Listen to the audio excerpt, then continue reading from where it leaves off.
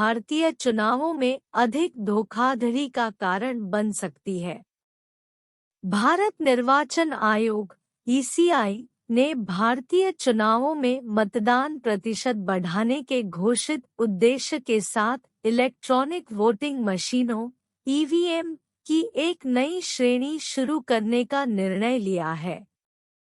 ECI के अनुसार नई ईवीएम प्रवासी श्रमिकों के लिए दूरस्थ मतदान की अनुमति देगी जो उन निर्वाचन क्षेत्रों तक पहुंचने में सक्षम नहीं हैं, जहां वे मतदान करने के लिए पंजीकृत हैं।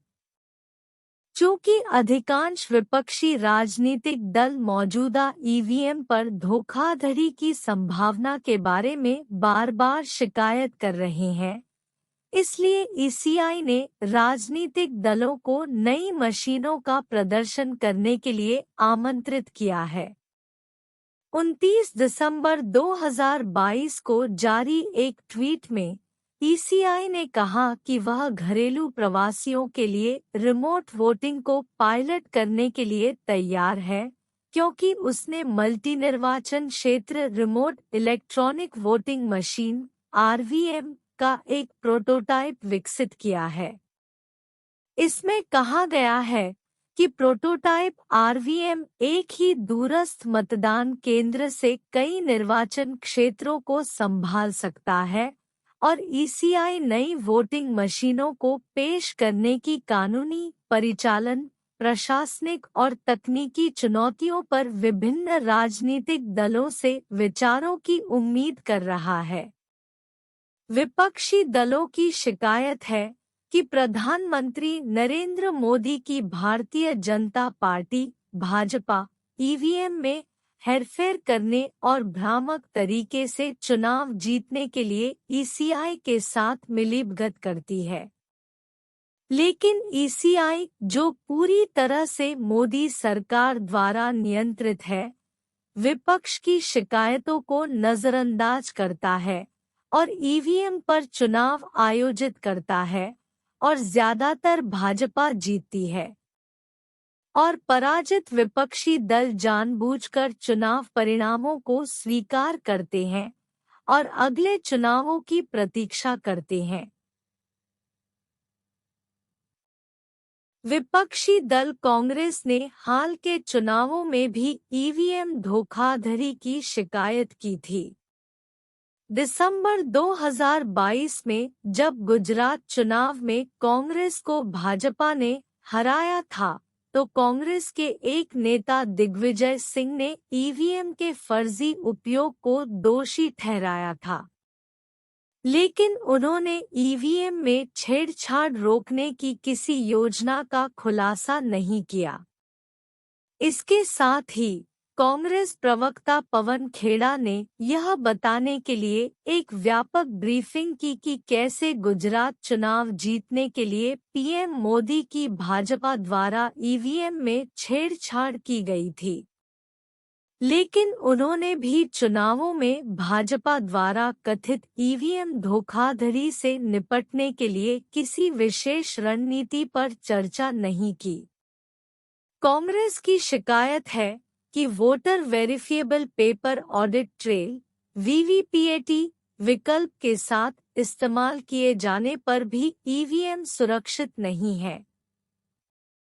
यह भी देखा गया है कि जब ईवीएम में खराबी आती है, तो वे केवल मोदी की भाजपा के पक्ष में वोट करते हैं, जो कमल के चुनाव चिन्ह के साथ चलती है। जाहिर है, भाजपा हमेशा पेपर बैलेट और ईवीएम के दुरुपयोग की किसी भी जांच का विरोध करेगी। और यह कहने की जरूरत नहीं है कि चुनाव आयोग, जो एक दंतहीन संगठन है, हमेशा मोदी की बात मानेगा। हालांकि शीर्ष तकनीकी विशेषज्ञों का मानना है कि भारत में ईवीएम के साथ छेड़छाड़ करना और कुछ उम्मीदवारों के पक्ष में धोखाधड़ी से चुनाव परिणाम बदलना बहुत आसान है। भारत में ईवीएम पर अपने अध्ययन में भारत संयुक्त राज्य अमेरिका और नीदरलैंड के सुरक्षा शोधकर्ताओं का तर्क है कि भारतीय चुनाव अधिकारियों के दावों के विपरीत ये पेपरलेस इलेक्ट्रॉनिक वोटिंग सिस्टम महत्वपूर्ण कमजोरियों से ग्रस्त है। शोधकर्ताओं ने यह भी पाया है कि मशीनों तक संक्षिप्त पहुंच भी बेईमान चुनावी अंदरूनी लोगों या अन्य अपराधियों को चुनाव परिणामों को बदलने की अनुमति दे सकती है। उन्होंने अपने दावों को प्रदर्शित करने के लिए एक वीडियो विकसित किया है। तकनीकी विशेषज्ञों का मानना है कि अन्य जोड़तोड़ के अलावा ईवीएम में इस्तेमाल chip OTP one time programmable श्रेणी की नहीं है। इसका मतलब है किसी विशेष उम्मीदवार के पक्ष में वोटों की गिनती को बदलने के लिए प्रत्येक ईवीएम में इसे प्रोग्राम किया जा सकता है।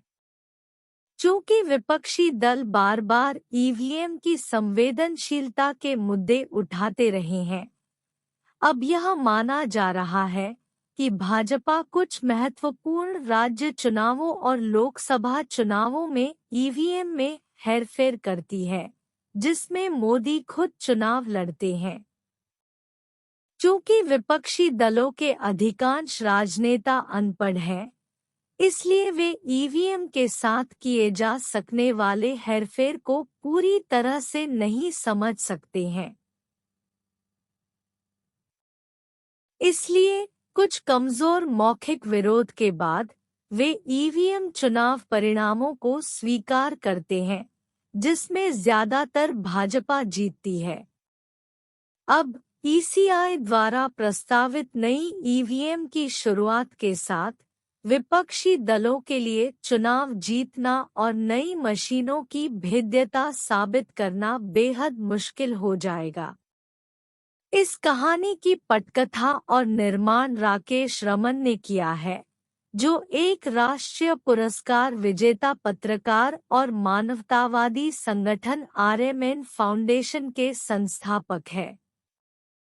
इससे पहले वह द फाइनेंशियल एक्सप्रेस के लिए नियमित रूप से एक विशेष संपादन पृष्ठ कॉलम लिख रहे थे, जो द इंडियन एक्सप्रेस समूह का एक दैनिक व्यावसायिक समाचार पत्र है।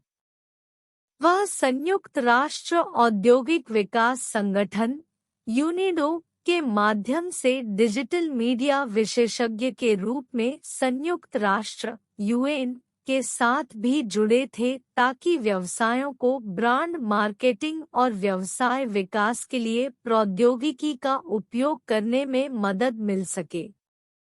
आप इस वीडियो के तहत दिए गए संबंधित लिंक देख सकते हैं और अधिक जानकारीपूर्ण वीडियो देखने के लिए आरएमएन यूट्यूब चैनल की सदस्यता ले सकते हैं। धन्यवाद।